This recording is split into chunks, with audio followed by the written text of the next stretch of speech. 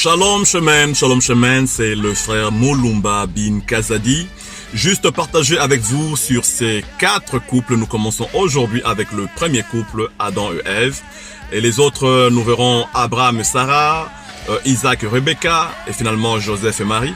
Si vous perdez quelques-unes de nos vidéos, vous pouvez nous écrire sur chemin.nation@gmail.com et nous vous enverrons donc la vidéo qui vous manque. Alors, Adam est un homme idéal dans un contexte idéal, l'Éden. Mais cet homme peut-être ne se rend pas compte qu'il lui manque une aide semblable à lui. Peut-être, n'est-ce pas? Mais il est dans un contexte idéal. Tu as ton travail, tu as ta maison, tu as tes biens, tu as tout autour de toi, bien-aimés, frères et sœurs. Mais tu commences toi aujourd'hui à te rendre compte que non, il me manque quelqu'un. Quelque chose dans ma vie me manque. Seigneur, aide-moi. Tu pries intensement, tu pries beaucoup. Amen. Le Seigneur est fidèle. Tu as prié, tu as invoqué, tu comptes sur le Seigneur. Et le Seigneur pour Adam, il pourvoira à Ève. Et lorsque Adam verra Ève, il va exprimer son poème. Alléluia. Il va raconter en Ève celle qui lui manquait, finalement. Mais à un certain moment, on voit Ève quelque part dans le jardin. Et le serpent qui l'a observé, l'a étudié, le malin. Ève, on ne sait pas pourquoi est-ce qu'elle s'est retrouvée seule. Il peut arriver un moment où tu te retrouves seule dans ton couple. Dedans, intérieurement, je ne dis pas physiquement. Il se peut qu'il y ait des moments de solitude. La solitude d'Adam, Dieu a vu et l'a pourvu. La solitude d'Ève en ce moment-là, Ève pouvait appeler Adam et parler et dire Adam, regarde, il y a un problème ici qui se passe. Ou bien elle pouvait parler à l'Éternel. Mais elle ne l'a pas fait. Elle a voulu affronter dans cette solitude-là les questionnements du serpent. Des questions qui lui ont troublé. Dans ton couple, frère, oh, mon frère ou ma soeur, tu peux te retrouver à affronter des questions. Tes questions te posent des questions. Pourquoi ceci? Pourquoi cela?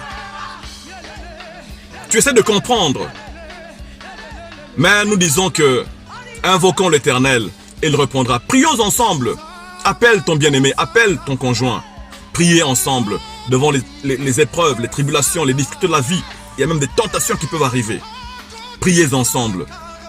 Eh bien, ils vont se retrouver à un certain moment devant le questionnement de Dieu. Où êtes-vous?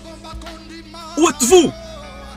Eh bien, leur vie, quelque chose avait changé. Ils se sont rendus compte que non, quelque chose a changé en nous.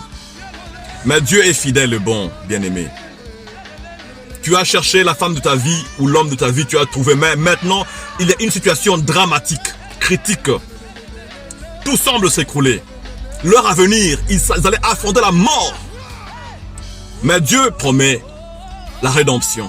Il leur fait des vêtements de peau, symbole de l'agneau de Dieu qui serait venu pour le salut de l'humanité. Donc Dieu ne les rejette pas. Mais il leur promet un salut. Mais ils doivent quitter le contexte idéal. S'éloigner de Dieu vous écarte du contexte idéal que Dieu vous a réservé. Mais retournons au Seigneur, même là où vous êtes retrouvés, le Seigneur pourvoira. Avec des nouvelles conditions, des nouvelles situations, d'adaptation. Mais le Seigneur pourvoira toujours dans sa grâce. Ce n'est plus ton mariage d'hier peut-être. Ce n'est plus la situation idéale que tu avais hier. Quelque chose a changé dans ton mariage.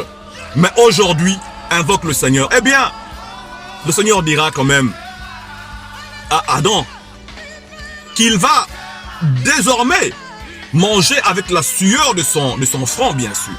Mais Adam qui avait accusé Dieu, il avait accusé Dieu. La femme que tu m'as donnée, il n'a pas assumé la responsabilité. Mais Dieu quand même lui donnera le fruit du sol, mais avec la sueur. Ève, qui dira non, c'est le serpent. Eh bien, le Seigneur quand même promet à la dame, à la femme, que ta descendance écrasera la tête du serpent. Donc, il y a la rédemption. Bien-aimé, le Seigneur est bon, il est fidèle. Retournons au Seigneur. Dieu bénisse votre couple. Soyez fidèles au Seigneur et il pourvoira. Shalom Shemen.